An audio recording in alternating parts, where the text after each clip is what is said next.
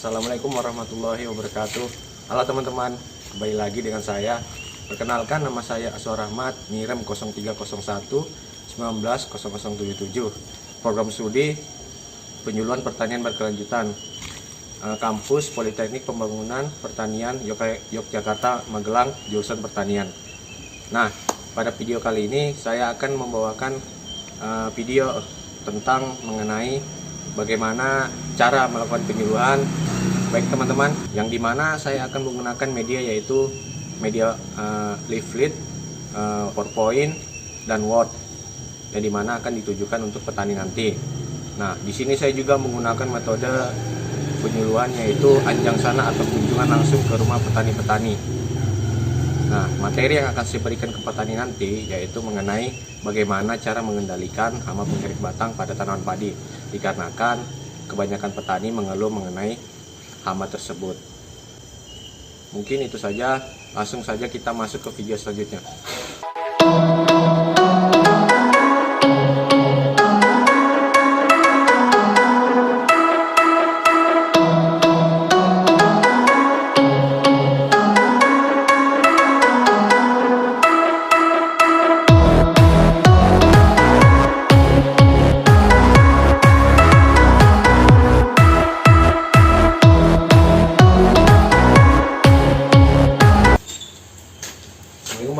Oh, waalaikumsalam.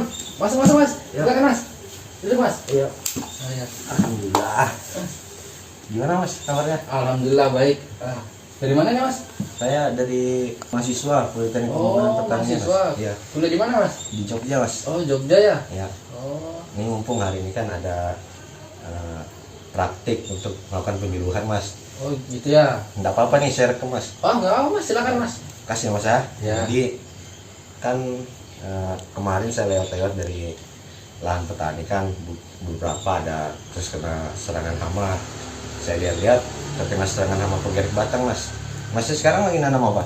Oh, itu hama-hama yang di sana dia, Mas ya? Ya, saya termasuk petani yang tanam padi juga, Mas. Iya. Saya ini sekarang lagi tanam padi gitu kan karena musimnya lagi tanam padi gitu, Mas. Iya.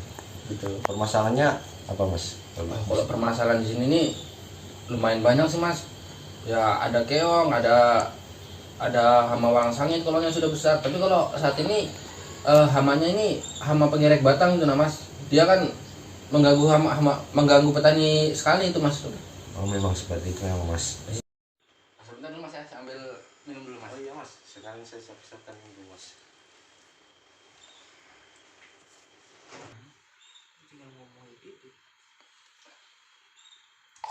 Ini, Mas, silakan, Mas. Minumnya, Mas. Iya, Mas. Ini sekalian saya ingatkan PowerPoint nanti yang harus dijelaskan. Oh, gitu, Mas ya. Nah, tadi kan Masnya tadi kan sudah nyebutkan beberapa hama yang diserang Ya. pas nanam tanam padi. Nah, ini ada beberapa contohnya, Mas, seperti siput murbai atau keong mas yang biasa dikenal oleh petani. Maksudnya pengerek batang tadi yang menyerang tanaman, Mas. Ya. Ada juga warang batang coklat, walang sangit, sama tikus, Mas. Itu beberapa contoh serangan hama yang sering menyerang tanaman padi, Mas. Iya, Mas. Memang dari hama-hama ini semua menyerang penyakit di sini gitu, Mas. Tapi untuk saat ini yang kami alami yang petani sini yang susahan tuh ini, Mas. Hama pengerek batang itu, Mas. Nah, memang sengaja saya bawa ke sini, Mas. Soalnya kemarin kan pas saya lewat yang sudah saya sampaikan tadi, pas saya lewat ada berapa lahan yang terkena serangan hama itu, Mas, pengerek batang. Jadi mungkin saya berinisiatif mungkin, Mas, ya, membawakan materi tentang ini hama pengerek batang. Nah, saya jelaskan sedikit ya, Mas, ya, tentang hama pengerek batang pada tanam padi. Nah, pengerek batang ini aktif pada malam hari, Mas, dan tertarik cahaya. Jadi untuk melakukan misalkan pengendalian itu sebaiknya dilakukan sore hari atau malam hari, Mas. Oh, begitu, Mas ya. Iya. Oh, berarti kalau petani sini tuh melakukan kayak penyemprotan atau pengendalian hama pengerek batang waktu siang hari itu ternyata salah, Mas ya? Salah, apalagi kalau pagi hari itu salah, Mas. Oh, gitu, Mas. Ya.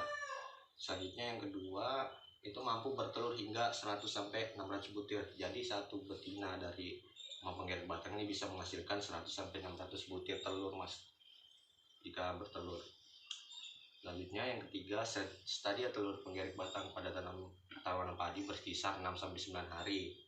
Dan yang keempat, telur diletakkan pada pelepah daun. Nah, itu yang sangat berbahaya mas, soalnya hama penggerak batang ini jika menaruh turunnya itu di pelepah daun, jadi sehingga tidak terlihat kasat mata ya mas ya. Gitu mas ya. Ya, Kebetulan juga kan di sini tuh petani itu banyak yang menggunakan cara tanam seperti tabela mas. Tabela ini kan langsung dihambur gitu. ya, Nah jadi jarak tanamnya itu kurang bagus mas.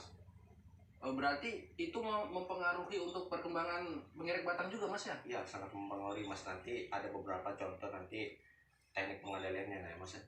Sebelum itu kita bahas dulu tentang gejala serangannya mas. Oke mas. Nah, gejala serangannya ini dibagi menjadi 2 fase mas. Yang pertama ada di fase persemaian dan di fase berbunga. Gitu mas ya. Masnya ini sekarang tadi tanaman padinya umurnya berapa mas? Kalau boleh saya tahu. Ini sekarang masuknya sudah umur 1,5 bulan gitu mas. Setelah kami tanam gitu mas. Nah, itu masuk pada fase persemaian mas ya. Oh iya. Iya. Berarti masnya ini tanaman padinya terkena serangan hama penggeret batang pada fase persemaian. Nah, Iya mas. ini ada beberapa ciri-ciri yang saya akan sebutkan mengenai serangan hama penggeret batang ya mas pada fase persemaian. Yang pertama, terlihat daun dekat pangkal daun patah mas dan menjadi kuning. Apa betul mas tanaman padi mas seperti Iya itu? betul sekali itu mas. Karena kemarin waktu setelah tanam itu ya begitu mas. Ciri-ciri fisiknya dari tanaman padi kami tuh menguning gitu mas. Baru kayak patah-patah juga gitu. Berarti seperti itu mas ya. Iya.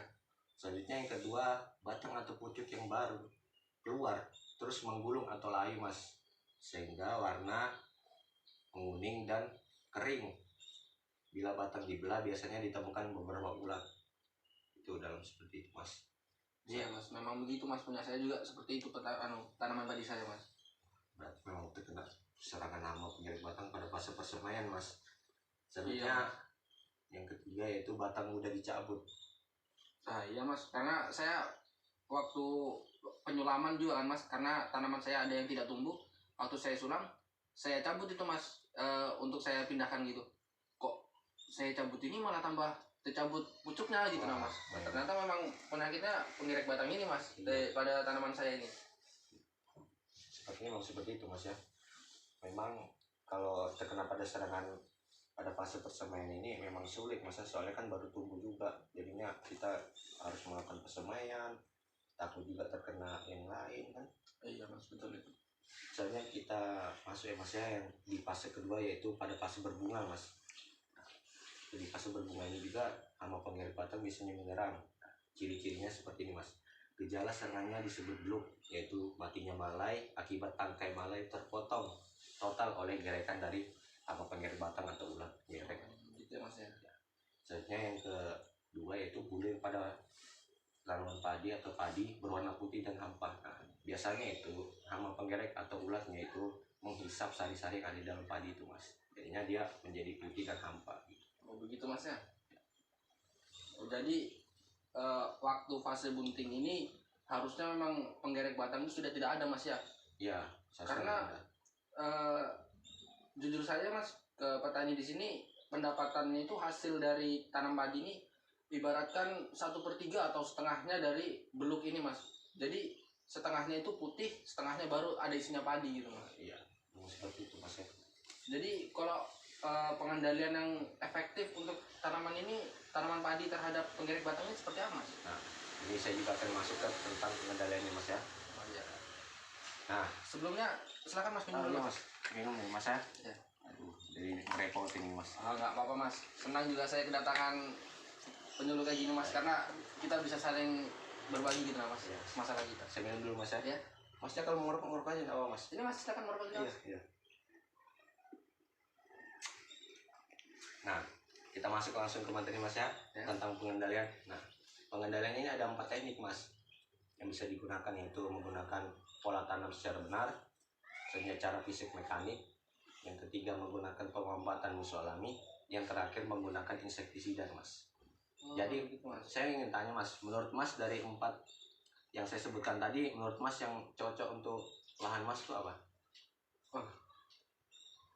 Kalau untuk lahan kami sepertinya ya semuanya sebenarnya kita perlukan gitu mas. Cuma permasalahan utama di sini karena pola tanam mas. Karena sebagian besar di sini untuk melakukan pola tanam untuk ditanam seperti tanam jajar legowo itu tuh jarang sekali mas. karena mereka petani di sini tuh kayak modalnya itu tidak terlalu cukup untuk nanam gitu. Karena dengan di sini sebagian besar tuh melakukan pola tanam tabela. Nah, karena tabela itu di sini terhitung murah Mas, karena kan kita hanya menghambur benih yang sudah bertunas gitu aja Mas. Guys, memang mungkin kalau menggunakan sistem kayak gitu mungkin untuk pengendaliannya agak sulit Mas ya. Tapi insya Allah nanti bisa saya bantu nanti Mas ya. Jadi saya jelaskan dulu mengenai pengendalian pola tanam ya, menggunakan pola tanam yang benar. Itu yang pertama, tanam secara serentak. Nah, maksudnya tanam dan serentak ini Masnya menanam tanaman padi itu serentak dengan petani-petani lain yang ada di sekitar Mas. Jadi misalkan nih Masnya nanam di bulan Juli, petani yang ada di sekitar Mas juga itu harus nanam di bulan Juli. Jangan sampai misalkan Mas nanam di bulan Juli, petani yang ada di sekitar Mas itu malah nanam di Agustus, malah hama yang ada di petani itu bisa petani yang ada di sekitar Anda itu bisa pindah ke tempat Anda. Oh, begitu Mas ya. Ya. Tapi betul juga Mas, karena ketika saya tanam padi agak terlambat dari teman-teman saya, penghasilan dari tanaman padi saya itu sedikit jauh berbeda dari yang lebih dulu nanam gitu Mas. Seperti itu Mas, karena hama tersebut pindah Mas. Jika sudah habis makanannya di tempat misalkan petani yang tadi, bakalan pindah untuk mencari makanan yang lain Mas. Oh, begitu Mas ya. Ya.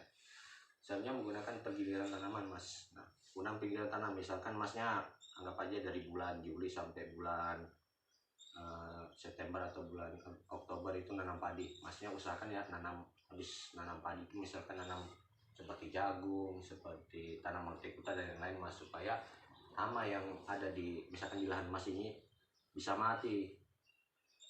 Oh, begitu Mas ya. Ya. Selanjutnya menggunakan cara yaitu pengelompokan persemaian dalam hamparan sesuai dengan kondisi setempat dengan tujuan memudahkan pengumpulan kelompok telur secara massal.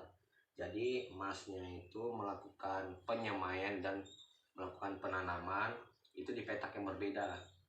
Oh, begitu Mas. Ya, agar nantinya misalkan Masnya persemaian Mas ini terkena serangan hama penggerek, jadinya di lahan yang satunya terikut juga gitu Mas. Oh, begitu ya.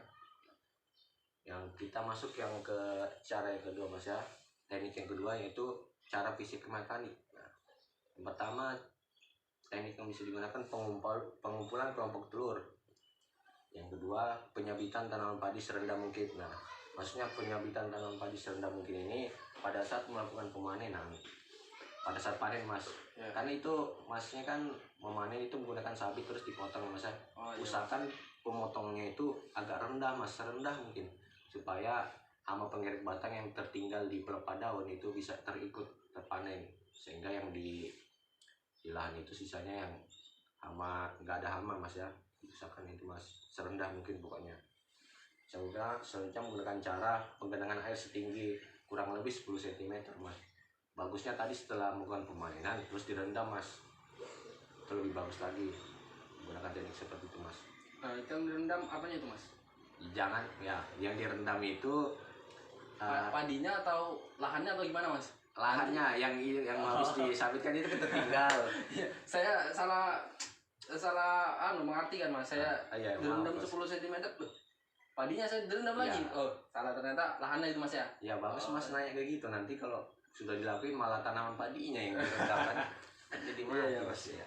Usahakan Mas ya direndam selama seminggu aja, Iya. terus ya cukup untuk mematikan hama-hama yang tertinggal. Selanjutnya menggunakan pemamatan musuh alami Mas. Itu ada beberapa hewan yang bisa digunakan untuk mengendalikan hama penggerek batang itu Mas, seperti lebah. Nah, kalau jika menggunakan predator itu seperti burung, kepik, capung, dan bisa juga menggunakan laba-laba Mas. Oh, itu Mas ya. Kayaknya kalau pemanfaatan musuh alami di lahan sini kayaknya udah susah gitu Mas. Karena jujur saja di sekitar lahan kami itu tuh kayak belalang, burung, itu tuh sudah ibaratkan kayak udah nggak ada lagi gitu Mas di sini. Jadi kayaknya kalau musuh alami di sini tuh kayak susah gitu Mas. Nah, mungkin memang kalau menggunakan pemamatan musuh alami ini perasaan saya memang kurang efektif. Tapi saya cukup menyampaikan aja Mas, siapa tahu di lahan Mas kan Iya Mas. ada kayak laba-laba, itu jangan dibunuh Mas. Itu Iya, mungkin iya. itu bisa membantu Mas untuk mengendalikan hama. Selanjutnya menggunakan teknik yang terakhir nih mas, yaitu penggunaan insektisida. Nah, penggunaan insektisida diusahakan ini digunakan jika ketiga teknik yang saya sebutkan tadi sudah tidak berfungsi lagi mas ya.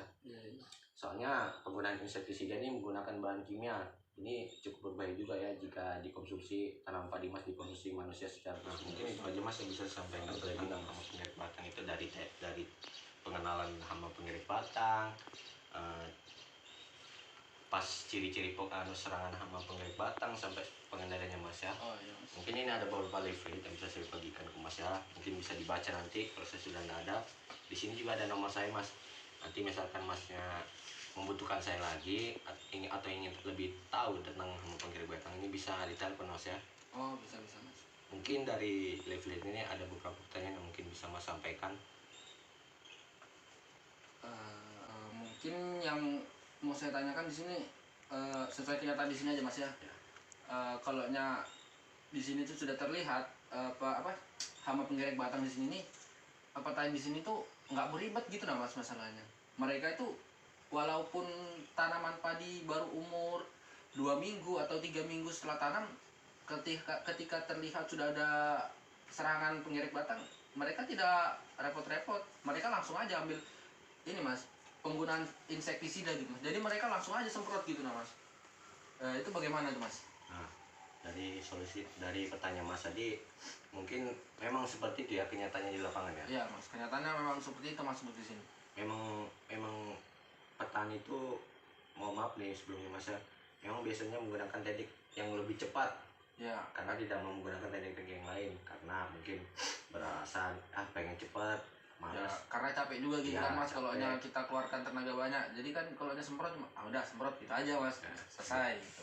Ya. Pikirnya selesai gitu aja, ternyata tidak gitu kan pada kenyataan. Sebenarnya malah nggak boleh gitu seperti itu mas ya, karena yang teknik yang lain seperti pola tanam, terus cara fisik mekanik dan penguatan musuh alam itu apa namanya istilahnya, berguna juga untuk mengendalikan ini hama pengerek batang. Kalau menggunakan satu teknik saja sih menurut saya kurang efektif mas ya. Oh begitu mas ya. Apalagi tadi pola tanam yang sekitar petani sini menggunakan sistem tabela, Iya itu itu mas. lebih berbahaya lagi mas. Soalnya itu sangat sulit mas ya kalau tidak menggunakan yang disebut tadi pola tanam. Pola tanamnya mungkin bisa menggunakan jejer legowo, Iya. itu lebih efektif mas menurut saya.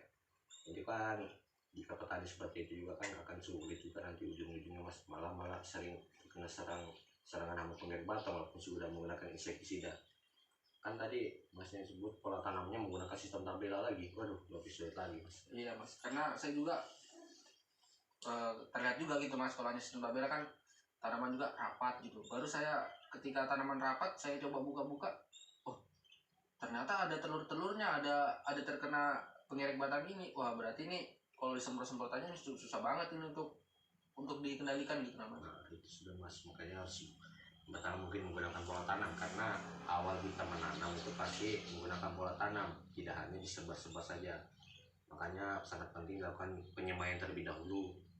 Selanjutnya kita menggunakan pola tanam yang baik dan benar, terus perawatan bagaimana, harus menggunakan apa, dan selanjutnya mungkin yang terakhir ini tadi kan mas ya, ini tentang insektisida, mungkin diusahakan seminimal mungkin menggunakan insektisida dalam budidaya tanaman apapun itu mas ya, Gitu karena mas ya. berbahaya juga untuk kesehatan. Mungkin itu aja mas. Oke mas. Nah, selanjutnya mungkin ada ditanyakan mas. Sebentar dulu mas, apa lagi saya tanyakan ya. Kalau penggunaan benih yang bersertifikat atau yang bagus itu gimana mas? Karena sebagian dari saya dan juga teman-teman saya untuk menanam padi ini, benihnya itu ya benih tahun kemarin kan kami nanam, hari ini kita tanam pakai benih itu, baru tahun berikutnya pakai benih itu juga. Nah sebenarnya benih itu sudah terkena pengerek batang itu mas, itu apakah berpengaruh juga mas? Jadi seperti ini mas ya, yang saya sudah jelaskan tadi, Ya. hama pengerek batang itu bertelur di pelepah daun, jadi Ya. itu tidak berpengaruh mas ya, walaupun itu bekas serangan hama pengerek batang, tetapi akan lebih baiknya menggunakan benih yang bersertifikat. Karena misalkan tahun kemarin nih masnya, contohnya hasil panennya 1 ton misalkan, terus emas menggunakan benih itu lagi yang tahun kemarin, mungkin hasilnya bisa turun lagi mas, karena itu memang seperti itu, Mas, kalau menggunakan benih yang lama, Mas. Oh, Jadi begitu, Mas, ya? diusahakan menggunakan benih yang bersertifikat akan lebih baik, bagus lagi, Mas. Oh, Mungkin itu aja, Mas. Atau ada yang ingin tanyakan lagi? sudah aja, Mas. Mungkin kayaknya cukup juga, Mas. Maaf ya, Mas, kalau mengganggu waktunya, Mas, ya. Nggak apa, Mas. Santai aja, kami di sini petani juga kan. Ya kita bos sendiri. Iya. Kan kita petani. Mungkin itu aja, Mas, yang bisa saya sampaikan. Soalnya saya mau lanjut ke pertanian yang lain, Oh, Mas. lanjut lagi, Mas, ya? Iya, ini sangat penting disampaikan karena di desa Benar Raya ini kan terkena serangan hama penggerek batang kebanyakan, Mas. Iya. Ini harus disampaikan juga, Mas. Oh, ini saran aja, Mas. Bagusnya Masnya ke rumahnya kelompok tani yang di sebelah itu, nah, Mas. Karena kelompok tani itu areanya dia itu terserang penyakit penggerek batang ini, Mas. Itu sudah sangat meluas, Mas, di area kelompok taninya itu yang RT 5 itu, Pak. Mas. Iya. Yang kelompok tani Pak Gondo itu, nah, Mas. Oh iya, itu memang itu. Iya. Nanti saya juga mau ke situ sebenarnya, Mas. Iya, karena dia pengendali udah hamanya sangat banyak, baru pengendalian juga kayak minim, kurang efektif juga pengendalian mereka itu, Mas. Saran aja, Mas. Iya. Jadi kan kalau sana bersih dari penggerek ini kan enak juga ke teman-temannya. Nanti kalau di sana terlalu parah bisa nyerang sini-sini juga gitu, Mas. Iya, betul itu, Mas. Nanti memang saya mau ke sana tadi ke ketua kelompok taninya supaya nanti anggota-anggotanya bisa dikumpulkan terus supaya bisa menjelaskan. Iya, Mas. Mungkin kalau cara dikumpulkan baru penyuluhan di situ kayaknya lebih bagus juga, Mas, gitu, Mas. Iya, betul itu, Mas. Nanti saya kesana, Mas, ya. Oke. Mungkin itu aja, Mas, ya. Maaf mengganggu waktunya. Mungkin iya, Mas Mas, yang mau nggak pelahan ini saya ganggu loh. Nggak apa, Mas, nggak apa, Mas. Ya udah, Mas, ya. Saya Iya, Mas. pamit ya, Mas, ya. Oke, Mas. Ya. Nah, mungkin itu saja cuplikan video yang bisa ibu dan bapak, teman-teman dan para penonton yang menonton video saya. Mungkin itu saja yang bisa saya sampaikan. Apabila ada mohon salah kata mohon dimaafkan. Wabillahi wa taufiq wal hidayah. Wassalamualaikum warahmatullahi wabarakatuh.